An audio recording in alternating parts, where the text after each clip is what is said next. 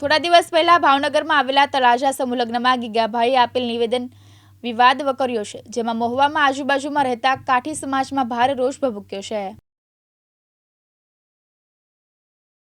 મહુવા કાઠી સમાજના કમળાઈ માતાજીની ટિપ્પણી કરતા કાઠી સમાજમાં ભારે રોષ ભભૂક્યો છે।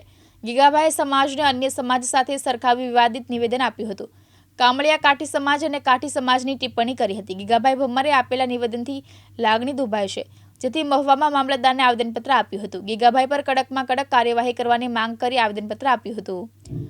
કામળિયા જે કહેવાય વણકર સમજી જાવ ને એ વણકર કામળિયાને મારી વાત સાંભળો, એને ભોજા કામળિયા વખતનો હરાફ છે।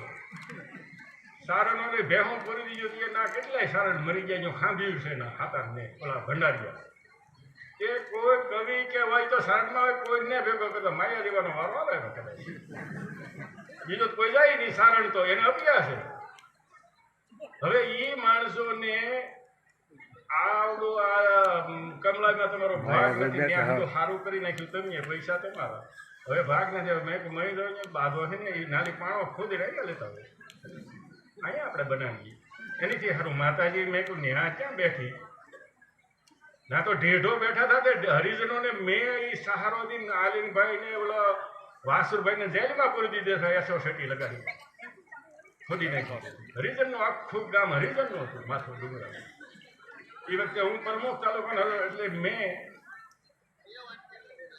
એને હંધોને મારવા ન દીધા ને હેરાન ન થવા દીધા, એમ કરીને ઉતારી નાખ્યું। હરિજોને કહું હવે તમને નહીં હેરાન કરે, પછી હળો કરતા એ ફરી શાંતિ વસ્તી મેં કીધું એ હરિજનની દેવ છે, કોઈ એમાં કઈ ન હોય।